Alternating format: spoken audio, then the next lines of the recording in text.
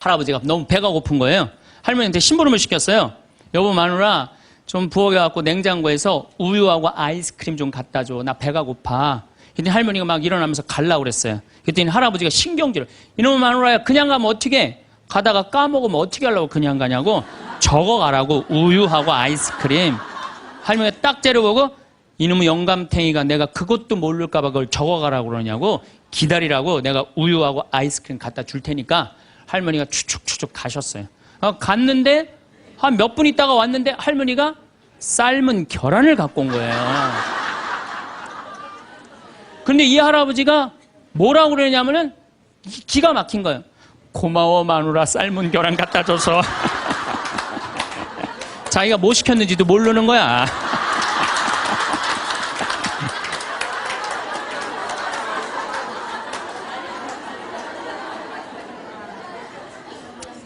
요즘 어떤 할아버지가 할머니하고 같이 한 집에서 사는데 그런 거예요.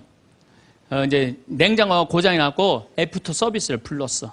애프터 서비스를 딱 불렀는데 애프터 서비스 하고 난 다음에 갔어. 근데 요즘은 참 대한민국이 애프터 서비스 끝나고 나면은 고객센터에서 전화하잖아요. 고객님 매운 만족하십니까? 보통 만족하십니까? 저 설문조사를 하잖아요. 근데 이게 또 할아버지가 전화를 받았네. 냉장고 고쳤는데 이제 애프터 서비스라고 전화를 했는데 애프터 서비스 센터에서 전화했다 그러니까 뭘 또 애프터 서비스를 해주느냐? 그래갖고 뭐라고 그러니까 할아버지가 할머니한테 그런 거야. 여보 마누라 요즘 이상해. 냉장고 고쳤는데도 뭐 매운 만두 먹을래요? 보통 만두 먹을래요? 그렇게 물어보는데 말귀를 못 알아들어요. 말귀를. 한 2년 전에 제가 위암 수술을 했어요. 그래갖고 이제 이 위를 암 환자들은 온도가 42도가 넘어가면 재발하지도 않고 암이 죽는데요. 그래서 이제 제가 찜질방을 잘 가요. 찜질방을 잘 가는데 아주 뜨거운 찜질방을 잘 가는데 얼굴이 알려졌잖아요. 그래갖고 아는 사람들이 많아요. 그래갖고 수건을 뒤집어 쓰고 찜질방에 가서 앉아 있어요. 한쪽 끝에 조용히 쭈그리고 앉아 있어요. 그러면 이제 아줌마 셋이서 들어와서 수다를 떨기 시작하면은 이해할 수 없는 수다를 떨어요. 아줌마 3명이서. 뭐라고 그러냐면은 한 아주머니는 자식 얘기해요. 자식 얘기. 그럼 옆에 아주머니가 자식 얘기하면은 그 자식 얘기를 같이 받아줘야 되는데 옆에 아주머니는 그러거나 말거나 자기는 남편 바람핀 얘기해요. 또 옆에 아줌마는 남편 바람핀 얘기 해거나 말거나 자기는 아파트 산 얘기해요. 주제가 다른 3가지 이야기를 각자 지치지도 않고 30분 동안 계속 하는 거예요. 이해가 안 되더라고요. 우리 남자들은 정치 얘기를 지금 하고 있는데 아내가 여보 우리 애가 자꾸 속을 썩여 그럼 남자 신경질 부려요. 여보 나 지금 정치 얘기 하고 있잖아 지금. 정치 얘기 끝나면은 그 다음에 자식 얘기해. 남자는 한 번에 한 가지 주제만 얘기를 해요. 근데 여자는 동시에 3가지 얘기를 동시에 하는 거야. 기분도 안 나빠하면서 계속 얘기하는 거예요. 기분도 안 나빠하면서. 나는 왜 그런가? 근데 요즘 공부를 해보니까 이해가 되더라고요. 여자는 언어를 관장하는 뇌가 좌뇌에도 있고 우뇌에도 있대요. 머릿속에 말이 꽉 차 있는 거야. 말이 꽉 차 있으니까 말을 해야 돼. 그런데 말은 하긴 해야 되는데 또 들어야 되잖아. 근데 말을 하면서도 귀는 동시에 2가지를 구분해서 들을 수 있대요. 이게 무슨 얘기냐면은 한 아주머니는 자식 얘기 자기는 입으로 하면서 귀로는 남편 얘기도 듣고 아파트 얘기도 듣는 거야. 무시하는 게 아니야. 그냥 자기 각자 얘기하면서 상대방 얘기도 다 듣는 게 여자예요. 남자는 언어를 관장하는 뇌가 좌뇌 뒤에만 있어요. 좌뇌 뒤에. 그래갖고 남자들이 교통사고 나고 좌뇌를 다치잖아요. 그러면은요 언어 상실이 온대요. 근데 여자가 교통사고 나고 좌뇌를 다치잖아요. 자네를 다쳐도 전혀 말하는데 지장이 없대요. 아직도 우뇌가 남아있어서. 그리고 이런 이 부부가 남자하고 여자하고 부부싸움을 하잖아요. 그럼 남자는 또 흥분을 하면 그나마 자네 뒤에 언어를 관장하는 뇌 기능이 없어져 버린대. 흥분하면. 그러니까 아내가 여보 당신 시집 와갖고 나 손에 물 안 묻히게 해준다 그랬더니 당신 나 얼마나 고생시켰어. 결혼기념일을 챙겨줬어. 생일을 챙겨줬어. 우리 친정엄마를 챙겨줬어. 나 여행을 보내줘서 막 따지면은 남편들이 대꾸를 해야 되는데 이게 어디 있는 줄 알아야지. 대꾸를 어디 있는 줄 알아야지. 그래갖고 대부분의 남자들의 반응이 어떠냐면, 그거, 30분 동안 계속 어이 하다가 끝나는 거예요. 여자는 그냥 좌안에 있는 거 쏟아내고, 운에 있는 거 쏟아내고 막, 30분 동안 그냥 있는 대로 공격을 하고 난 다음에, 여자는 할 얘기 다 했어요. 그 남자가, 그게 시끄러! 그리고 여자는 자기 하고 싶은 얘기 다 하면은요, 원도 한도 없어요. 부엌에 가갖고 아무 일도 없다는 듯이 설거지 해요. 그럼 그때부터 남자들이 신경질이 나는 거예요. 왜 신경질이 나냐면, 왜 내가 그때 그 적절한 대답을 왜 찾아내지 못했을까? 막 신경질이 나는 거예요. 그래갖고 막 쇼파 던지고 신경질을 부리면은 아내가 부엌에서 아무 일도 없다는 듯이 아내가 한마디 해요. 나와서. 이 사람은 무슨 말만 하면 승질을 부린다고. 그러니까 말싸움으로 아내를 이길 수가 없어요. 남자는요, 여자하고 말싸움 해갖고 이길 수가 없어요. 나는 우리 천주교 신부 중에 수녀님하고 싸워갖고 이겼다는 신부를 본 적이 없어.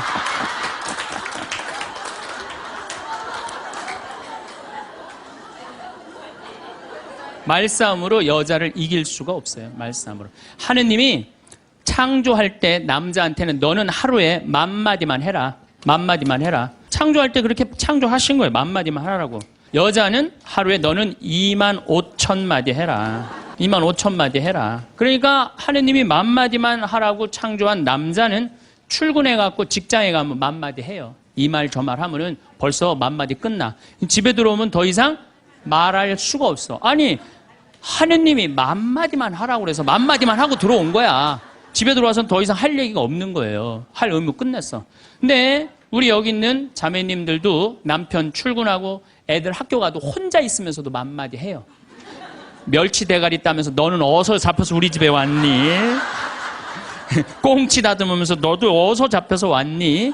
그리고 막 테레비 보면서도 테레비하고도 얘기해요. 그냥 테레비하고도 얘기해요. 막 테레비하고도 얘기하고, 그렇게 10,000마디 해요. 10,000마디 하고 저녁에 이제 몇 마디가 남았냐면 15,000마디가 남은 거야. 이 15,000마디를 누구하고 하고 싶으냐면 남편하고 하고 싶은 남편.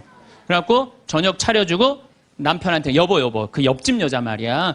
오늘 저녁에 같이 저녁 찬거리를 사러 시장에 나갔는데 그 여자는 김치찌개 거리를 돼지고기 한 근만 사면 되는데 5근이나 사고 정신 나간 여자야. 그러니까 그냥 살림이 그 모양이지. 이랬는데 남자는 이미 더 이상 말하기 귀찮은 거예요. 그래서 남편이 한마디 해요. 쓸데없는 소리 하지 말고 부엌에 가서 국이나 더 떠오라고. 그럼 여자는 미치는 거예요. 아직도 15,000마디가 남아있는데 국 떠오라고 그러면 미치는 거예요. 근데 저도 이 말에 저도 동감을 해요. 왜냐하면 저는 10,000마디만 하게 창조된 인간이잖아요. 그런데 나는 이렇게 강의를 하면 10만 마디를 해요. 10만 마디. 10만 마디라니까 사실은 난 사제관에 우리 생태마을에서 강의하고 사제관에 딱 밥 먹으러 저녁에 내려가잖아요. 한마디도 하기 싫어요. 한마디. 근데 우리 밥 해주는 자매님이 밥하고 난 다음에 뭐 이런저런 얘기할 거 아니에요. 뭐 개도 내가 5마리 키우니까 개 얘기도 하고 뭐 어쩌면 대꾸하기가 싫은 거예요. 그래서 한동안 대꾸를 안 했어요. 대꾸를 안 하니까 굉장히 기분이 나쁘잖아요. 신부님이 대꾸를 안 하니까 안 되겠더라고요. 그래서 하루는 불러서 내가 얘기를 했어요. 남자는 하루에 10,000마디만 하게 창조됐는데 내가 10만 마디를 한다. 그래서 나는 정말 대꾸하기가 싫다. 한마디도 하기 싫다. 그냥 밥만 먹고 싶다. 나한테 앞으로 말 시키지 말아라. 제가 얘기를 했어요. 얘기를 했는데도 그래도 우리 자매님도 여자인지라 말을 하잖아요. 그럼 막 말을 하는데 내가 얘기했는데 말하니까 신경질을 나잖아. 내가 인상을 딱 쓰면은 자매님이 한마디 해요. 신부님 대꾸하라는 게 아니야. 그냥 나 떠드는 거니까 그냥 밥만 먹으라는 거야.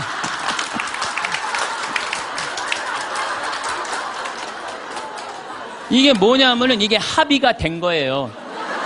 합의가 된 거야. 그러니까 그냥 떠들어 그냥 떠. 난 대꾸 안 하는 거 이해하고 떠드는 거 이해되는 거야 서로. 내가 보기에는 많은 부부들이 특히 우리 자매님들이 남편이 막 목석같이 있으면 이런 말을 해. 나는 사는 게 하나도 재미가 없다. 그러죠? 남편이 목석 같으니까. 그런데 남편이 목석이 아니에요. 원래 창조되기를 그렇게 창조된 거예요. 10,000마디만 하게 창조된 거예요. 그러니까 여러분들은 유일한 실수는 10,000마디밖에 할 줄 모르는 인간이랑 결혼한 게 유일한 실수예요. 더 놀라운 건 뭐냐면은 한 아주머니는 자식 얘기하고 한 아주머니는 남편 얘기하고 한 아주머니는 아파트 얘기하면서 손으로는 달걀을 까먹어 간다는 거예요.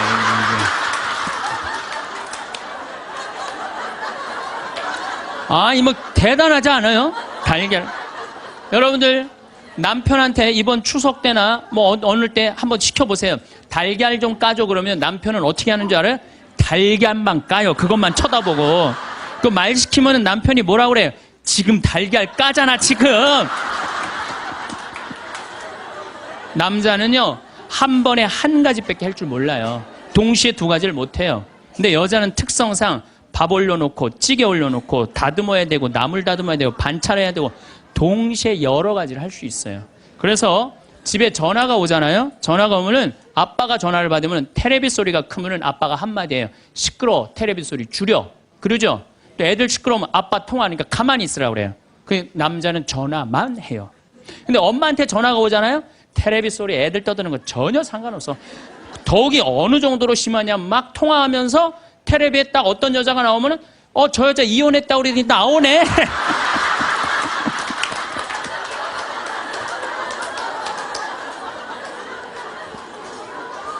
이게 무슨 얘기냐면은 언어에 있어서 여자가 남자보다 뛰어납니다. 언어에 있어서. 제가 한번 뭐 고등학교 강의를 갔는데 한 10년 전 얘기예요. 강의를 갔는데 그해 경기도에 영어 선생님 172명을 뽑았는데 여자가 170명, 남자가 2명 됐대요. 언어에는요 여자가 탁월한 능력을 갖고 있어요. 그러니까 남자는 말주변이 없어. 말주변이 없게 돼 있어요. 근데 문제는 언어만 뛰어난 게 아니에요. 여자가 시각도 뛰어나요. 시각도. 우리 눈에는 광수용체가 있어. 빛을 받아들이는 수용차, 짝대기, 사각형 짝대기가 1억 3천만 개가 있어요. 이게 남자, 여자가 다 있어요. 근데 요 1억 3천만 개는 하얀색, 빨간색, 까만색, 파란색만 구분하는 거예요. 그러니까 남자들은 이 광수용체 1억 3천 거 요것만 있어요. 남자들은 색깔 구분을 4가지만 해요. 남자는 회색도 하얀색, 베이지색도 하얀색, 하얀색도 하얀색이야. 남자는 분홍색도 빨간색, 주황색도 빨간색, 빨간색도 빨간색이에요. 남자는 색깔 구분을 못해요. 근데 여자들은 원추형 광수용체 700만 개가 더 있어요. 여자가. 그래갖고 이건 온갖 색깔을 구분하는 거예요. 그러니까 나는 아직도 카키색이 무슨 색인지 몰라요. 카키색, 잿빛색, 쥐오리색, 뭐 별색을 다 얘기해 여자들은. 그런 구분이 다 되는 거예요. 여자들은 생겨 먹은 것 자체가 그렇게 생겨 먹은 거예요. 색깔. 그러니까 4가지 색깔밖에 구분하지 못하는 남자와 온갖 색깔을 구분하는 여자하고 부부야. 그 부부가 옷 사러 나가면 싸울 것 같아, 안 싸울 것 같아? 싸워요. 왜냐하면 남자는 다 그게 그거 같으니까 아무거나 딱 붙잡아. 여보 가자 그러면 아내가 답답해 보이잖아요. 여보 지금 당신 얼굴 색깔하고 그 옷 색깔하고 맞다고 생각해? 안 어울리잖아. 가만히 있어봐. 그래갖고 이거 들었다 놨다 저거 들었다 놔면은 남편이 신경질이 나는 거. 뭘 저렇게 까다롭게 고르느냐. 아무거나 그냥 입고 가지. 그러니까 남자들하고 여자하고 싸울 수밖에 없어요. 싸울 수밖에 없어요. 그래갖고 옷 사러 나갈 때는 같이 나갔는데 들어오는 시간은 달라요. 이미 남자는 벌써 들어와 있어. 신경질 부리고. 그러니까 색깔 구분 때문에 그래. 색깔 구분. 그런데 남자들은 옛날에 사냥하던 버릇이 있어서 시각이 터널형 시각을 갖고 있어요. 멀리 사슴을 발견해야 돼. 곰도 발견해야 되고. 그래서 멀리 이렇게 쪼여서 보는 습관이 있어요. 남자들은. 멀리 있는 걸 잘 봐요. 남자들이. 그런데 요즘 남자들이 사냥을 해요? 안 해요? 안 해요. 쪼여 보는 습관은 있는데 사냥을 안 하니까 요걸 남자들이 어디다 쓰냐면 잔치집에 가면은 이쁜 여자가 있으면 그걸 쪼여서 봐요. 금방 누구한테 들켜요? 마누라한테 들키는 거예요. 이쁜 여자 처음 보냐고. 어떻게 알았지? 왜 몰라? 이렇게 쪼여서 보고 있는데. 그래서 참 재미난 통계가 있어요. 부부가 같이 잔치집에 가면 남자는 3명 내지 4명밖에 모르는데 온 사람. 그 사람 왔었어? 이런데요. 나는 뭐 기억이 없는데? 기억이 없지. 당연히 이거 쪼이고 계속 보고 있었으니까. 근데 여자는 시각이 180도라 다 본대요. 다. 그 남자 넥타이를 몸에 고왔고 시계를 못 차고 왔는까지 다 한다는 거예요. 여자. 그래서 보통 정신적인 바람을 피는 걸 보면은 남자는 3명 정도 피는데 여자 한 30명 정도 이미 피고 들어와요. 그런데 이렇게 이 터널형 시각을 가진 남편한테 아내가 심부름을 시킵니다. 여보, 냉장고에서 치즈 좀 꺼내와. 그러면 이 남자들이요, 딱 냉장고만 열면요, 답답한 거예요. 이놈의 치즈가 어디 있는 거야, 이게. 터널형으로 보니까 이게 안 보이는 거야, 치즈. 못 찾아요. 그 좁은 그 냉장고 안에 있는 그걸 못 찾아요. 그래갖고, 아니, 치즈가 어디 있다고 그래. 나 못 찾겠는데. 그러면은 아내는 이게 180도 시각이기 때문에 뒷꼭지에도 시각이 있어요. 그래갖고 딱 냉장고 문을 열고 들여다도 안 봐요. 들여다도 안 보고 딱 손 넣고 딱 꺼내갖고 남편 코앞에 딱 들여대는 거예요. 이걸 못 찾느냐고. 그러면요, 남자들은요, 깜짝깜짝 놀라는 거예요. 아내의 능력에 대해서 놀라는 거예요. 그래갖고 결혼 생활 한 20년쯤 한 부부들을 보면은요, 아내가 부엌에서 소리만 지르면요, 남편은 경기를 일으키는 거예요. 이번 또 내가 뭘 잘못해갖고 저 소리를 지르는 거야. 그냥 남자들이 눈치가 없어요, 눈치가. 예, 말주변 없지, 눈치 없지. 그렇죠? 눈치가 없어요, 남자들이. 참, 그러니까 남자들이 어느 정도로 눈치가 없느냐면은 아내가 지금 자기를 미워하는지, 괴로워하는지 몰라요. 언제 아느냐면 귀싸대기를 맞아야지 알아요. 귀싸대기를 예. 귀싸대기를 딱 맞아야지, 아, 이거 지금 우리 마누라가 심각하구나. 아니면 아내가 눈물을 뚝뚝 흘릴 때 그때서 느끼기 시작하는 거예요. 정말 답답한 거죠. 그러니까 말주변 없지, 눈치 없지. 근데 아까도 말씀드렸지만, 어제도 말씀드렸지만은 이게 40까지, 50까지 살 땐 아무 문제가 없어요. 이게 100년 살면서요, 한 집에서 답답해서 못 살아요, 둘이. 답답해서 못 살아요. 아니, 말주변이 있나, 눈치가 있나. 거기 더 미치는 건 뭐예요? 청각이 떨어져요, 남자가. 청각이 떨어져요. 보통 개는 10만 사이클 정도 듣는다 그래요. 10만 사이클. 10만 사이클 듣고, 그 다음에 어린아이들은 3만 사이클 정도는. 그래서 초등학교 아이들, 중고등학교 아이들이 헤비메탈 음악이 좋아해요, 걔네들. 헤비메탈 음악 좋아하고, 엄마는 짜장면을 시켜서 혼자 먹고 나는 뭐 찌꺼기만 먹었어, 뭐 이런 랩 음악 걔네들은 다 들려요. 다 들려, 걔네들은. 여러분들은 잘 안 들리죠? 네. 얘네들 3만, 엄마들은 2만 사이클 정도로, 2만 사이클. 그러니까 젊은 부부가 같이 잠을 자갖고 건너방에서 애가 울잖아요? 그럼 누구 귀에만 들리느냐면 엄마 귀에만 들려요. 그래갖고, 여보, 나 너무 힘들어. 오늘 애하고 하루 종일 씨름을 해갖고 내가 힘들어서 못 일어나니까 당신이 일어나서 좀 나가봐. 이러면은 대부분의 남편들이 이렇게 말한대요. 아무 소리도 안 들리는데 뭐가 들린다 그래. 예민하게 굴지 말고 잠이나 자. 그러면은 누가 일어나서 나가느냐면은 아내가 일어나서 나가는 거, 엄마가 일어나서 나가는 거. 그러니까 아내들은 남편하고 살면 살수록 더 답답한 거야. 말주변이 있나, 눈치가 있나, 말귀를 알아듣나. 그러니까 이제 한 집에서 할아버지하고 할머니하고 한 집에서 사는 할머니, 할아버지야. 할아버지가 이제 저녁 국을 못 끓였는지 너무 궁금한 거야. 그래서 안방에서 할머니한테, 여보 마누라, 오늘 저녁 국 못 끓였어? 근데 부엌에서 딸그락 소리는 들리는데 대답이 없는 거야. 이놈의 마누라가 날 또 무시하는구나. 이번엔 또 거실에 나가고 또 한번 물어봐요. 이놈의 마누라, 저녁 국 못 끓였냐니까 왜 대답이 없어? 아, 근데 딸그락 소리는 들리는데 또 대답이 없는 거야. 너무 화가 난 할아버지가 이번에는 부엌에 가갖고, 이놈의 할망구야, 저녁 못 끓였는지 내가 3번이나 물었는데 대답을 안 하냐고. 사람 말이 말 같지 않으냐고. 그러니까 할머니가 눈을 동그랗게 뜨고 하는 말이, 내가 콩나물국이라고 3번 얘기했잖아. 누구만 못 들은 거야? 할아버지는. 제가 이렇게 강의를 가면은요, 할아버지들이 이렇게 하고 듣는 할아버지들이 참 많아요. 이게 남자의 특성이에요. 그래서 남자들은 10,000사이클밖에 못 들어요. 10,000사이클. 그래갖고 남자들은 빠른 음악 들으면 다 시끄럽다고 그래. 다 시끄러우니까 끄라고. 그저 남자한테 음악이라고 그러는 거는 꿍짝짝 꿍짝짝, 어머나 이러지 마세요. 이런 음악만 음악이에요, 남자는. 그래서 30대 40대가 넘으면 트로트를 좋아할 수밖에 없어, 남자들은. 빠른 음악을 안 들리니까. 한 28,000 사이클 정도가 보통 우리 음악에서 나오는 헤비메탈 음악이거든요. 그러니까 못 듣는 거예요, 그 다음부터는. 그러니까 말귀 못 알아듣지, 눈치 없지, 말주변 없지. 그러니까 60이 넘어가기 시작하면 할머니들 목소리가 커지기 시작해요. 뭐 막 할아버지한테 막 소리 지르는 거예요. 소리 지르는 이가 말귀를 못 알아들으니까 소리를 지르기 시작하는 거예요. 그냥 점점 나이 먹으면 할머니들은 거칠어지고 그러니까 말귀를 못 알아들으니까 기억력까지 떨어지게 돼 있어. 동시에. 자, 여러분들 남자하고 여자는 이렇게 달라요. 그리고 50이 넘어서면서부터 여자가 능력이 뛰어나요. 여자가. 그러니까 남자는 사실은 말주변도 없지, 눈치도 없지, 말귀도 못 알아듣지. 여기 지금 형제님들 몇 분 오셨는데 내가 60 넘어갖고 100살까지 집에서 안 쫓겨나고 살 수 있는 비법이 하나 있어요. 내가 마누라 옆에서 붙어서 사는 비법이 하나 있어. 내가 그거 비법을 알려드릴 테니까 여기 형제님들 내가 알려주는 대로 사시면 돼요. 그저 비법이라는 건 뭐냐면은 마누라가 시키는 대로 하고 사세요.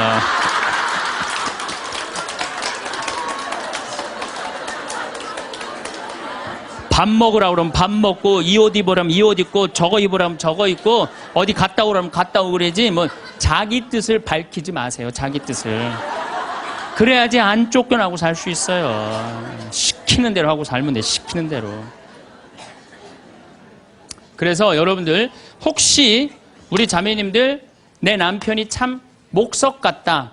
오늘 이해가 돼요, 안 돼요? 이해가 되죠? 구박하지 마세요. 원래 생겨 먹은 게 그런 거니까. 아니 본질적으로 말을 하기 싫어하는 게 남자야. 남자. 남자들은 또 고민을 하잖아요. 그럼 여자들은 고민을 하면 말을 해야지 고민이 풀려. 근데 남자들은 고민을 하면 가만히 있어야 돼요. 그러니까 그 뭐 로댕에 생각하는 사람이 100년 전에 이러고 있는데 아직도 이러고 있대잖아. 아직도 생각하는 사람. 그러니까 여러분들 남편이 말이 많지 않더라고 그래도 너무 구박하지 말라는 거예요. 여러분들 남편이 집안에서 물건을 못 찾더라도 좀 구박하지 말라는 거예요. 대신 여자는 집안에 있는 물건을 잘 찾지만 남자는 집 밖에서 물건을 잘 찾아요. 그러니까 여자는 딱 집만 나가면은 깜깜해져. 집만 나가면은. 그래갖고 남편이 3년 전에 너무 경치 좋은 데를 데리고 갔어. 근데 여자들은 3년 전에 간 데 기억 못 해요. 다시 3년 전에 똑같은 데 데려가도 이렇게 말합니다. 여자들은 여보 여기 너무 멋있다. 어떤 년이랑 여기 왔어? 자기 데리고 3년 전에 왔는데. 그러니까 남자들은 여기서 여보 오늘 평창 우리 가자 그러면 남자는 딱 머릿속에 평창, 용인, 신갈, 영동고속도로, 원주, 평창들은 머리에 그려져요. 근데 여자들은 딱 평창 아무 생각 없어요. 그냥 나오는 거예요. 그냥 아무 생각 어디 있는지 몰라요. 그래서 남자들도 이런 면에서는 이해를 해야 돼요. 여자가 말이 많은 거 당연한 거예요. 언어 능력이 뛰어나니까. 또 길을 못 찾는 거 당연한 거예요. 집안에서 살림은 잘하지만은 공간 인지 능력이라는 게 떨어져요. 그래갖고 그냥 거기 찾아오라고 그래도 못 찾아오잖아요. 근데 남자들이 병신 같은 게 그것도 못 찾느냐고 이렇게 말할 필요가 없다는 거예요. 우리 마누라는 집안에서 물건은 잘 찾고 집 밖에서는 길을 못 찾는구나. 나는 집 밖에서 길을 잘 찾고 집안에서 물건을 못 찾고. 서로 이해가 되면은요 크크크 치치치 카카카 하고 안 싸워요. 서로 이해가 되면은 서로 안 싸우게 돼 있어요. 서로 이해가. 근데 우리는 서로 상대방, 남자의 특성, 여자의 특성을 모르기 때문에 상처 주는 말을 하는 거예요. 자, 결정적으로 문제가 또 하나 있어요. 피부에 문제가 있어요. 피부. 남자는 여자보다 피부가 4배 두꺼워요. 특별히 등가죽 같은 경우는 10배 정도 더 두꺼워요. 10배 정도. 등가죽은 남자가 훨씬 두껍습니다. 그러니까 보통 남자들은 이 피부가 여자가 4분의 1이 피부가 얇아요. 남자가 4분의 4라고 그러면은 여자는 4분의 3은 지방이야, 지방. 그래서 여자를 만지면 부들부들한 이유가 뭐예요? 피부가 얇기 때문에 그래요. 그 나이가 60이 되면은 60 똑같은 부부가 60이야. 여자가 먼저 늙을까요? 남자가 먼저 늙을까요? 여자가 훨씬 먼저 늙어요. 피부가 얇으니까 금방 처지는 거예요. 목에도 이게 처지고. 남자는 뺑뺑해. 피부가 두꺼워서 안 늘어져요. 안 늘어져. 그러니까 여러분들 부부싸움 할 때 이런 철면피 같은 인간 그리고 싸우죠? 철면피 같은 인간이 아니라 철면피예요. 두꺼워서. 그러니까 감각이 둔해요. 남자들이. 감각이 둔해요. 저는 어렸을 때 성당에 교리 배우러 가잖아요. 교리 배우러 가면은요, 토요일 날 이제 교리 배우러 가면은 막 중고등학교 때 여자애들이 만나면 막 깍지 끼고 막 팔짱 끼고 막 끌어안고 난 이해가 안 됐어요. 왜냐면 우리 남자들은 팔짱 끼고 끌어안고 그런 거 안 하거든요. 왔어? 잘 지냈어? 이걸로 끝이지. 근데 여자애들은 막 서로 끌어안고 막, 저는 그 중학교 때 쟤네들이 무슨 뭐 성적으로 문제가 있나 이런 생각이 들었어요. 근데 더 이해가 안 갔던 건 뭐냐면은 그렇게 여자애들 셋이서 막 끌어안고 막 난리를 치다가 화장실에 오줌 누러 갈 때 세 명이 팔짱 끼고 같이 가는 거. 난 그게 이해가 안 되더라고요. 우리 남자들은요, 아무리 친한 친구가 있어도 오줌 마려 올 땐 그냥 혼자 갔다 와요. 어디가 그럼 뭐라 그랬나 오줌 누러 가. 그러고 혼자 가요. 남자들이 아무리 친해도 야 오줌 마려우니까 우리 오줌 누러 같이 가자. 이런 남자 한 명도 없어요. 근데 여자들은 야 우리 화장실 가는데 같이 가자. 그러고 가요 같이. 그러니까 보통 여자들이 이게 무슨 얘기냐면 이마만큼 다정다감한 존재. 여자들이 다정다감하기 때문에 여러분들 우리 자매님들 제가 성당에서 그런 거 참 많이 봐요. 이렇게 얘기해보면 남자들은 서로 마주보고 얘기를 해요. 근데 여자들은 성당에서 보면은 친한 자매들을 보면은 말이 통하고 마음이 통하잖아요. 그럼 바로 옆에 가고 허벅지 기대고 같이 기대면서 등짝을 쳐가면서 얘기해. 어머 맞다 얘. 네 말이 맞아 얘. 그러니까 피부가 4분의 3 여자가 겨울에 추위를 잘 견디는 이유도 이 지방층 때문에 여자가 훨씬 잘 견뎌요. 그래서 여자들이 난 겨울에 막 반팔 입고 다니면 저것들 뭐야 이랬거든요. 근데 이게 지방층이 있기 때문에 추위를 덜 타는 거예요. 근데 이 지방층은 어떤 역할을 하냐면 포옹을 하잖아요. 그럼 남자는 피부가 4배 두껍기 때문에 감각이 둔해요. 포옹을 해도. 좋은지 나쁜지 잘 몰라요. 근데 여자는 딱 끌어안으면 10배 압박감을 느낀대. 10배. 여자가 10배 행복한 거야. 남자하고 여자가 끌어안으면은.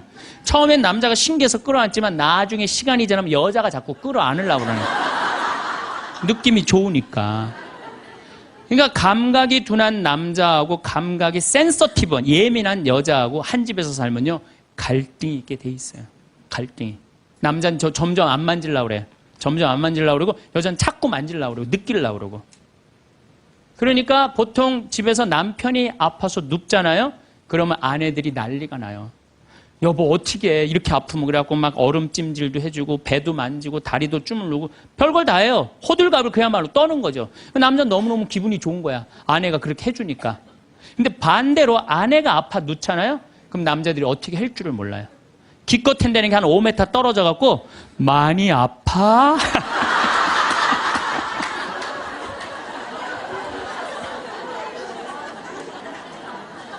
이때 섭섭해요 안 섭섭해요? 제가 이런 상담을 정말 많이 받았어요. 신부님, 내가 병원에 입원해갖고 누웠는데 남편이 와갖고 남편이 이제 저녁에 이제 퇴근하고 와갖고 한다는 게 문 딱 열더니 아이 참 어떻게 하면 좋아? 아이 참 이거 어떻게 하면 좋아? 그리고 난 나가서 담배 한 대 피고 올게. 그리고 나가서 한참에 담배 한 대 피고 오더니 또 방에 들어와 저 병실에 와갖고 아이 참 어떻게 해줘? 나 갈게. 그리고 간대요. 그때 섭섭한가? 그때 여자들은 내가 자기 자식 새끼 키우느냐고 이렇게 아픈데 저렇게 여자들은 만지고 고생했다 그러고 아유 살림하는 게 얼마나 힘들어요. 손도 주물르고 다리도 주물르면은 마음 안에 있는 병 육신의 병까지 다 날 텐데 기껏 한다는 게 많이 아파. 그리고 아내가 한 3일 동안 알아놓으면 남자는 불편한 건 딱 하나예요. 밥 못 얻어 먹는 거. 짜장면을 시켜 먹어야 되나 짬뽕을 시켜 라면을 끓여 먹어야 되나. 그렇게 하다가 아내가 이제 퇴근을 했는데 부엌에서 딸그락 소리가 들리는 거야. 드디어 우리 마누라가 다 낫나 보다. 그럼 남자는 생각은 딱 한 가지야. 남자는 스킨십 이런 게 아니고 밤에 자고 싶은 거 같이. 그래갖고 그냥 잠결에 아내 가슴에 손을 싹 댔는데 아내가 이 말하면 이 가정은 끝난 거예요. 남편 손을 딱 때리면서 내 몸에 손 대면 죽을 줄 알아. 이씨.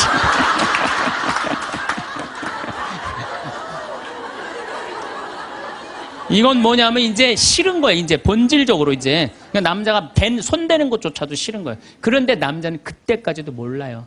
내 아내가 얼마나 나한테 애정이 식어 있는지 어떻게 찬 얼음이 돼 있는지 몰라요. 그러니까 귀싸대기를 맞을 때까지 모른다니까요.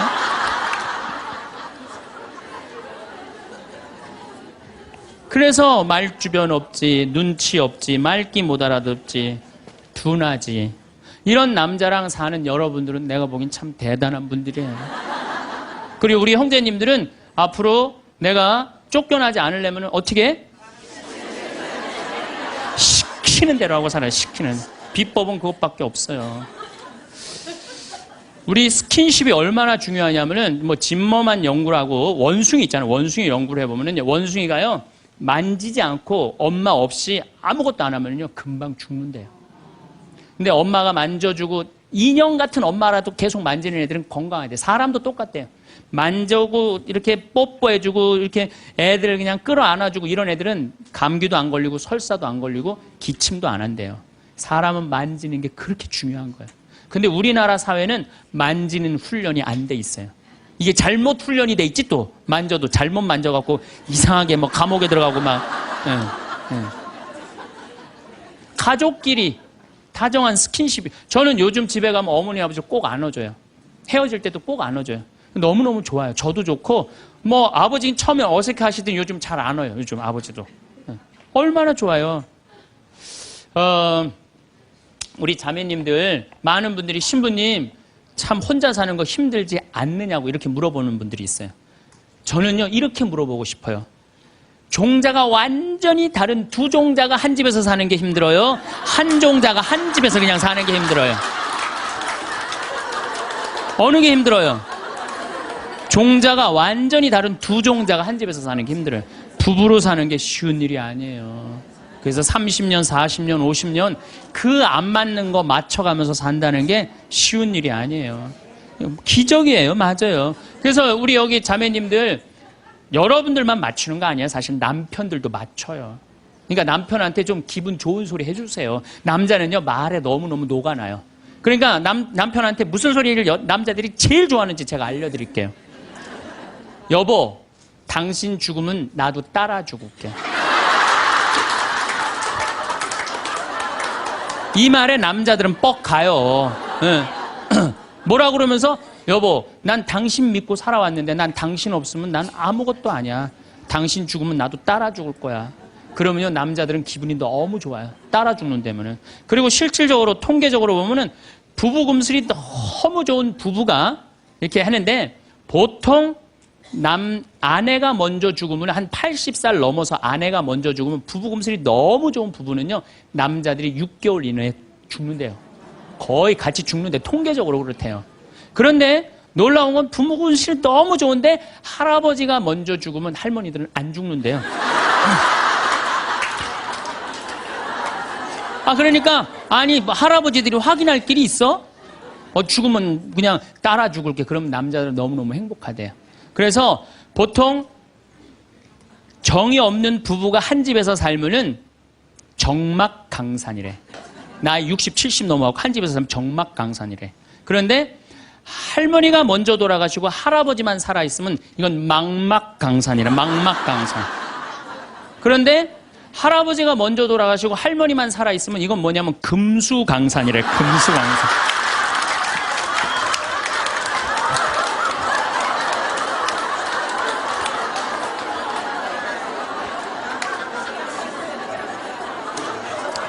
네, 동창 신부가 가정사목연구소 우리 수원교구 송용호 신부가 전해준 참 재미난 얘기를 하더라고요. 이게 이제 아빠들이 이제 아버지 학교를 운영하고 계신데 아빠들이 이렇게 하다 보면은 아빠들이 보면은 자식들한테 애정 표현을 안 하잖아요. 한번 안아주고 뽀뽀해주고 이래야 되는데 안 하잖아요. 그러니까 숙제를 내준대요. 아이들 아침에 학교 갈 때 포옹하고 볼에다 뽀뽀해주라고. 그러면은 숙제를 못 해온대요. 아들들은 막 도망가고 엄마는 저기 막 딸들은 그런데 엄마한테 엄마 아빠가 미쳤나 봐. 날 끌어안고 막. 이게 가정이 아닌 거예요. 가정이 아닌 거예요. 그러니까 우리는 가족끼리 서로 말도 안 통해. 대화도 안 해. 그리고 이 스킨십도 없어. 그러니까 모양만 식구지 서로 애정이 없는 거예요. 서로 애정이 없는 거예요. 그래서 여러분들 이제 왜 우리가 심각하느냐. 제가 21세기는 노인의 시대라고 그러잖아요. 옛날에 50살 때까지 살 때는 아무 문제가 없었어요. 50살까지 살 때는 아무 문제가 없었는데 이제 100살까지 살아. 그리고 지금 50살 되신 분들은 110살까지 살아요. 그리고 지금 40대 되신 분들은 120살까지 살아요. 120살까지 살아요. 요즘 우리 수원교구에 신부님, 부모님들 이렇게 돌아가시는 거면 97, 98, 94, 93 다 그래요. 지금 90대에 돌아간다면 여러분들은 30년, 40년 후에는 몇 살에 죽을 것 같아요? 110살, 120에 돌아가시게 돼 있어요. 그러니까 의술이 축복이 아니에요, 늙어서. 의술은 저주예요, 늙어서는. 네. 100살 넘어갖고 죽고 싶은데도 의학으로 연명을 시키잖아요. 그런데 만약에 50살서부터 100살, 50년 동안 내 남편을 이해를 못해, 내 아내를 이해를 못해, 그래갖고 서로 답답하다고 크크크 치치치 카카카 이러고 싸우면서 50년을 사는 게 좋아요? 아니면은 남편이 말을 좀 안 해더라도 우리 남편은 맘마디밖에 못하는 사람이니까 내가 이해를 해야지. 냉장고에 물건 찾아오라면 물건 못 찾고, 옷 찾으라면 그 장롱 안에 있는 옷도 못 찾잖아요. 그럼 내가 좀 찾아주고. 또 우리 형제님들은 아내가 좀 길도 못 찾고 바깥에서 능력이 떨어져도 안에서 살림을 하기 때문에 바깥을 못 해. 서로 이해를 하면은요, 서로 사랑스럽고 귀한 거예요. 그냥 상대방한테 잘 할 수 있는 거죠. 상대방한테. 자, 부부끼리도 말이 안 통하지만은 자식하고는 말 잘 통해요. 이게 이제 문제 중에 문제예요. 예? 부부끼리 안 통하면 내 속으로 난 자식하고라도 말이 통해야 되는데 자식하고 말이 안 통해. 자식하고. 근데 여러분들 1살서부터 20살 때까지 자식들한테 주로 무슨 얘기하고 사셨어요? 테레비 그만 끄고 공부해. 잠 좀 그만 자고 친구들하고 그만 놀고 공부해. 너 출세하려면 공부해. 20년 동안 한 얘기라고는 이 공부하라는 얘기밖에 안 한 거예요. 그러니까 자식하고 대화의 채널이 없는 거예요. 대화의 채널이. 여러분들 1살서부터 10살까지 아이가 부모를 더 사랑해요. 30살서부터 40살까지 아이가 부모가 자식을 더 사랑해요. 1살서부터 10살까지 자식은 부모를 훨씬 사랑해요. 왜? 여러분들은 30살, 40살 때 바빠요, 안 바빠요? 바빠요. 성당 모임에도 나가야 되고, 개모임, 친정, 시댁, 추석, 또 남편하고 중간에 싸우고 뭐 이런 거 얼마나 바빠요. 그 중에 애를 키우는 것 뿐이에요. 근데 많은 사람들은 우리는 자식을 사랑한다고 생각해. 전혀 사랑하는 게 아니에요. 그건 사랑하는 게 아니에요. 근데 애들은 5살, 6살짜리 애는 오로지 누구밖에 없어요? 엄마밖에 없잖아요. 여러분들 5살짜리 아이가 엄마 오늘 저녁 혼자 먹어야 될 것 같은데 나 오늘 좀 개모임 있어서 나갔다 올게. 그런 애들 있어요, 없어요?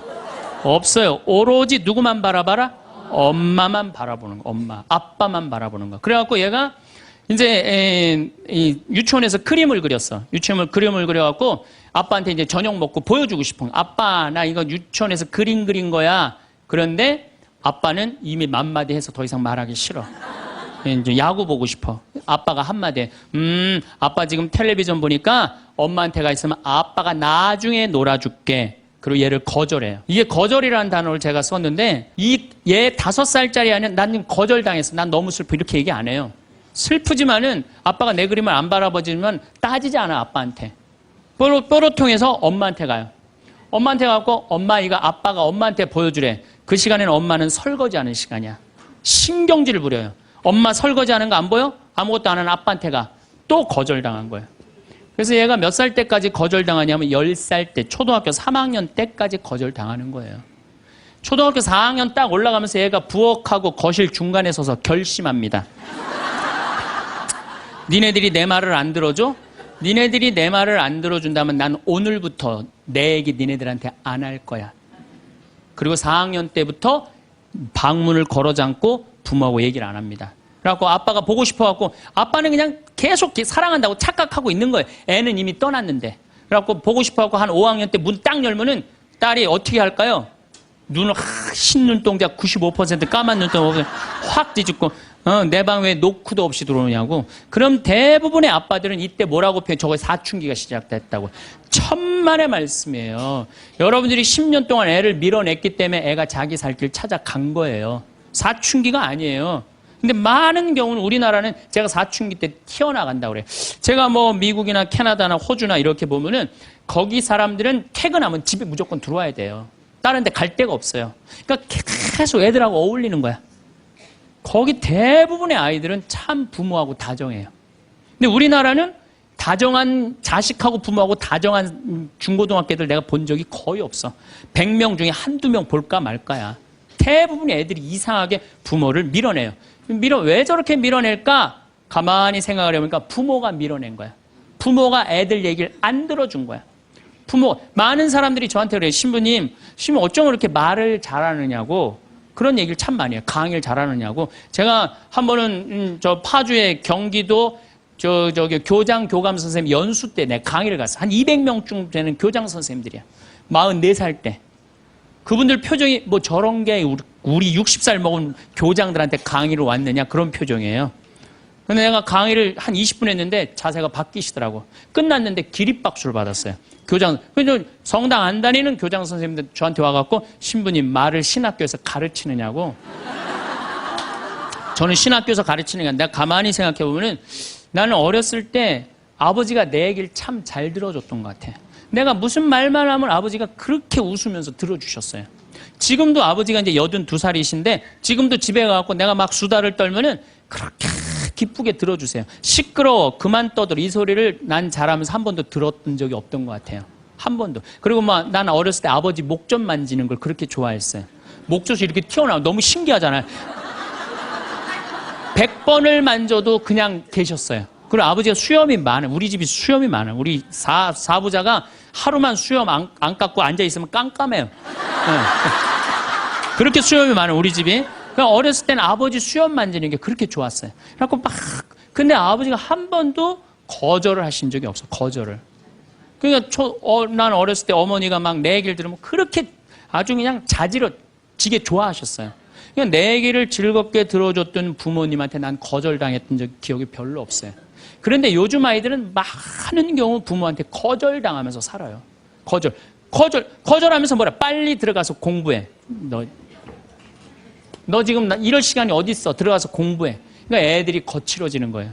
거절당하니까. 그러니까 말이 안 통하는 거 말이. 부모 자식이 말이 안 통해요. 여러분들도 자식들하고 대화할 줄 몰라.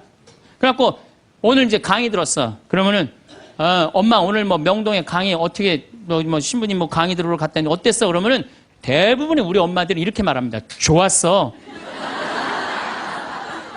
어떻게 좋았어? 그냥 좋았어.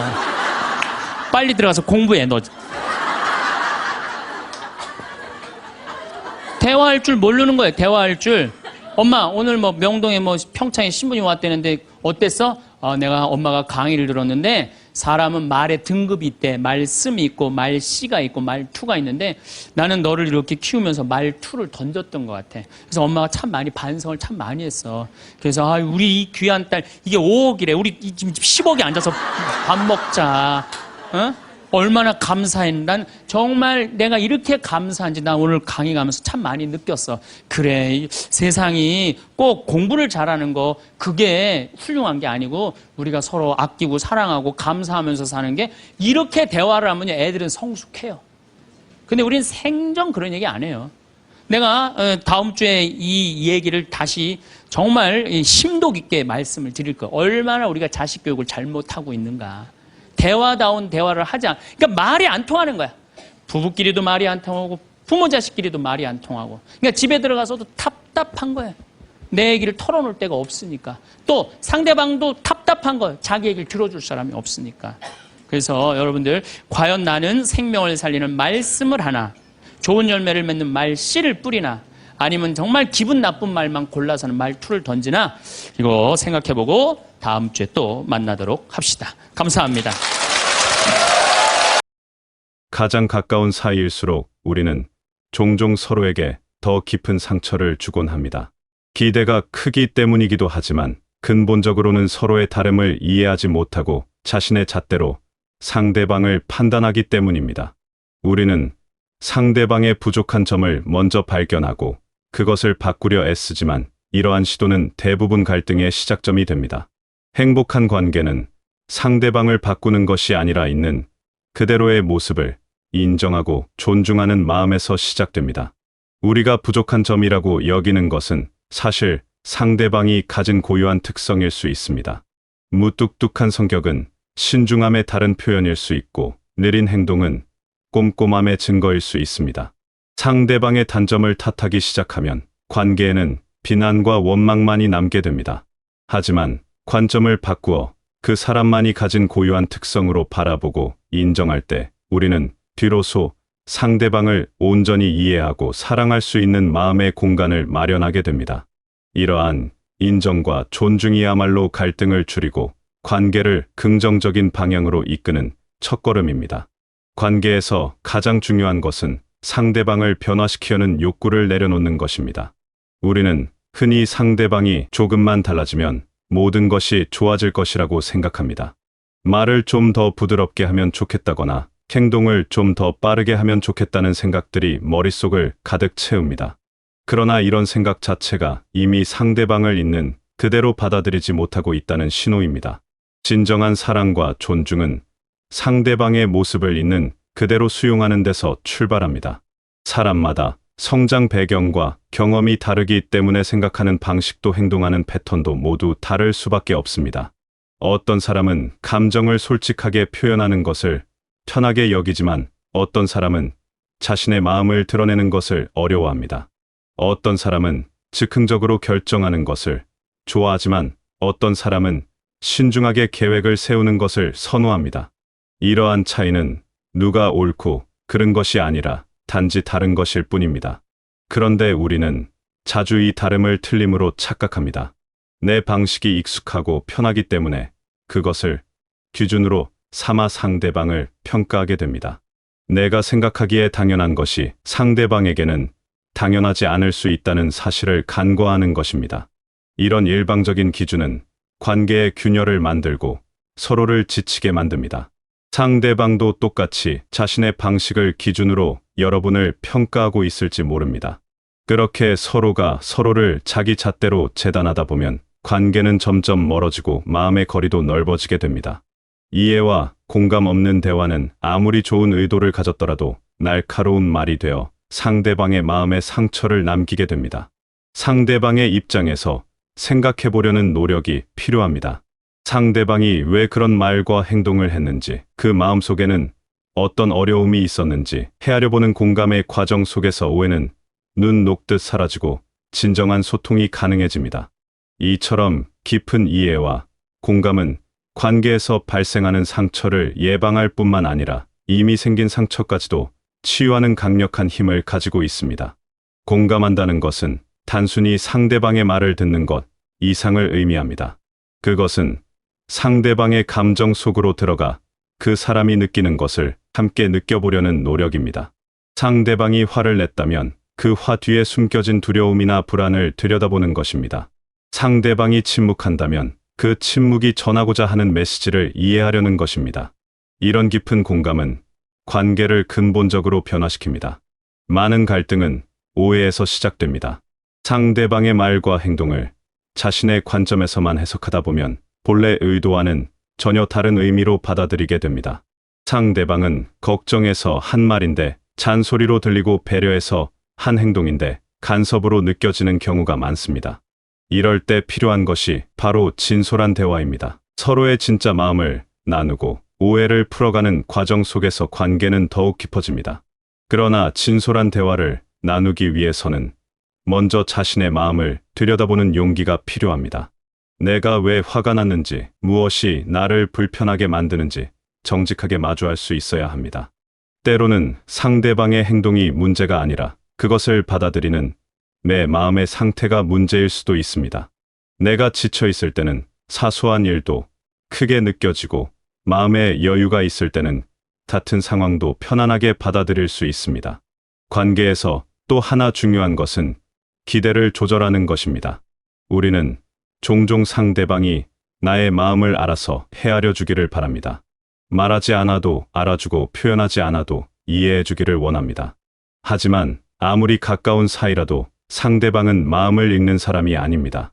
필요한 것이 있으면 표현하고 원하는 것이 있으면 말해야 합니다. 물론 이때도 요구가 아닌 부탁의 형태로 상대방을 존중하며 전달하는 것이 중요합니다. 서로에게 완벽함을 기대하지 않는 것도 필요합니다. 모든 사람은 장점과 단점을 함께 가지고 있습니다. 누군가는 따뜻하지만 때로는 산만할 수 있고 누군가는 차분하지만 때로는 융통성이 부족할 수 있습니다. 이런 불완전함은 인간의 본질입니다. 완벽한 사람을 기대하는 것은 현실적이지 않을 뿐만 아니라 관계에 불필요한 긴장을 만듭니다. 대신 상대방의 장점에 집중하고 단점은 그 사람의 일부로 받아들이는 여유가 필요합니다. 관계를 유지하는 데 있어 감사의 마음도 빼놓을 수 없습니다. 우리는 당연하게 여기는 것들에 대해서는 감사를 잊어버리기 쉽습니다. 매일 함께 식사를 하고 일상을 나누는 것이 당연해지면 그 소중함을 느끼지 못합니다. 하지만 가만히 생각해보면 누군가와 함께 한다는 것 자체가 큰 축복입니다. 혼자가 아니라는 것, 내 말을 들어줄 사람이 있다는 것, 기쁨과 슬픔을 나눌 수 있다는 것, 모두가 감사한 일입니다. 작은 것에 감사하는 습관은 관계를 풍요롭게 만듭니다. 상대방이 해준 음식에 감사하고 따뜻한 말 한마디에 감사하고 함께 있어주는 것에 감사하는 마음을 표현하면 관계는 더욱 단단해집니다. 감사는 상대방에게 긍정적인 에너지를 전달할 뿐만 아니라 나 자신의 마음도 풍요롭게 만듭니다. 불평과 불만으로 가득한 마음에서는 행복이 자랄 수 없지만 감사로 채워진 마음은 작은 것에도 기쁨을 느낄 수 있습니다. 관계에는 때로 위기가 찾아옵니다. 서로 마음이 맞지 않아 충돌하거나 깊은 상처를 주고받는 순간들이 있습니다. 이럴 때 중요한 것은 그 순간을 회피하지 않고 정면으로 마주하는 것입니다. 문제를 덮어두고 시간이 해결해 주기를 바라는 것은 임시방편일 뿐입니다. 제대로 해결되지 않은 감정은 마음속에 쌓여 더 큰 갈등의 씨앗이 됩니다. 용기를 내어 대화하고 서로의 마음을 솔직하게 나누는 과정이 필요합니다. 이때 중요한 것은 상대방을 공격하지 않는 것입니다. 문제를 해결하려는 목적이 아니라 상대방을 비난하고 싶은 마음이 앞서면 대화는 또 다른 싸움이 됩니다. 대신 나의 감정을 중심으로 이야기하는 것이 도움이 됩니다. 내가 이렇게 해서 문제라고 말하는 대신 내가 이런 상황에서 이렇게 느꼈다고 표현하는 것입니다. 이런 방식의 대화는 상대방을 방어적으로 만들지 않고 서로를 이해하는 기회를 제공합니다. 용서도 관계를 지속하는데 중요한 요소입니다. 누구나 실수를 하고 상대방에게 상처를 줄 수 있습니다. 이때 그 잘못을 계속 붙잡고 있으면 관계는 앞으로 나아갈 수 없습니다. 용서는 상대방의 잘못을 없었던 일로 만드는 것이 아니라 그것에 더 이상 얽매이지 않겠다는 결심입니다. 과거에 발목 잡히지 않고 현재와 미래에 집중할 수 있게 하는 힘입니다. 물론 용서가 쉬운 일은 아닙니다. 특히 깊은 상처를 받았을 때는 더욱 그렇습니다. 하지만 용서하지 못하고 원망을 품고 사는 것은 결국 자신을 더 힘들게 만듭니다. 원망은 독과 같아서 상대방보다 자신을 더 아프게 합니다. 용서는 상대방을 위한 것이기도 하지만 무엇보다 나 자신을 위한 선택입니다. 마음의 짐을 내려놓고 자유로워지기 위한 길입니다. 관계를 돌보는 것은 정원을 가꾸는 것과 같습니다. 정원이 아름다운 꽃을 피우려면 꾸준한 관심과 노력이 필요합니다. 물을 주고 잡초를 뽑고 햇빛을 쬐게 해주어야 합니다. 관계도 마찬가지입니다. 처음의 설렘만으로는 오래 지속될 수 없습니다. 서로에게 관심을 기울이고 시간을 함께 보내며 진솔한 대화를 나누는 노력이 계속되어야 합니다. 하지만 이 노력이 의무감에서 나온다면 관계는 무거워집니다. 진정한 관계의 노력은 기쁨에서 나옵니다. 상대방과 함께 있을 때 느끼는 행복, 상대방의 웃음을 보며 느끼는 따뜻함, 그런 긍정적인 감정이 노력의 원동력이 되어야 합니다. 관계를 유지하기 위해 억지로 참는 것이 아니라 함께 있고 싶어서 노력하는 것입니다. 관계에서 균형을 유지하는 것도 중요합니다. 한쪽만 노력하고 한쪽만 배려하는 관계는 결국 지속될 수 없습니다. 서로가 서로를 생각하고 양보하며 존중할 때 건강한 관계가 유지됩니다. 물론 때로는 한쪽이 더 많이 이해하고 기다려 주어야 할 순간도 있습니다. 상대방이 힘든 시기를 겪고 있을 때는 더 많은 지지와 격려가 필요합니다. 하지만 장기적으로 봤을 때는 서로가 주고받는 균형이 맞아야 합니다.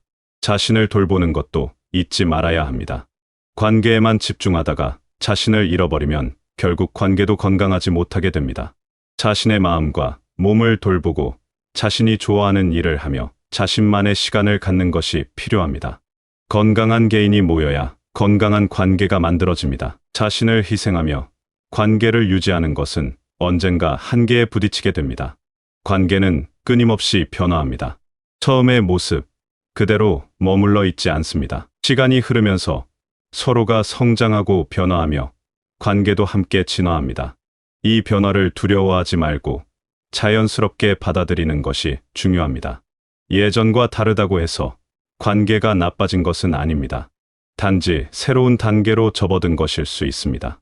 변화 속에서도 서로를 존중하고 사랑하는 마음이 지속된다면 관계는 더욱 깊어지고 성숙해집니다. 진정한 친밀함은 상대방의 약점을 알면서도 그것을 공격하지 않는 데서 만들어집니다. 가까운 사이일수록 서로의 약한 부분을 더 많이 알게 됩니다. 그 약점을 무기로 사용하면 관계는 무너지지만 그것을 이해하고 보듬어주면 더욱 깊은 신뢰가 형성됩니다. 상대방이 나에게 약한 모습을 보일 수 있다는 것은 큰 신뢰의 표현입니다. 그 신뢰를 소중히 여기고 지켜주는 것이 관계를 깊게 만드는 길입니다. 또한 작은 순간들을 소중히 여기는 것이 필요합니다. 특별한 날이나 큰 사건만이 관계를 만드는 것은 아닙니다. 오히려 일상 속의 작은 순간들이 관계를 채워갑니다. 함께 나누는 식사, 산책하며 나누는 대화, 무심코 건네는 미소, 이런 작은 순간들이 모여 관계의 토대가 됩니다. 이 순간들을 당연하게 여기지 말고 의식적으로 소중히 여기는 마음이 필요합니다. 관계에서 가장 아름다운 것은 서로가 서로의 성장을 돕는다는 점입니다. 좋은 관계는 서로를 제한하지 않고 오히려 더 나은 사람이 되도록 격려합니다. 상대방의 꿈을 응원하고 도전을 지지하며 어려움이 있을 때 곁에서 힘이 되어줍니다. 이런 관계 속에서 사람은 더욱 성장하고 발전할 수 있습니다. 서로가 서로에게 좋은 영향을 주는 관계야말로 가장 건강하고 아름다운 관계입니다.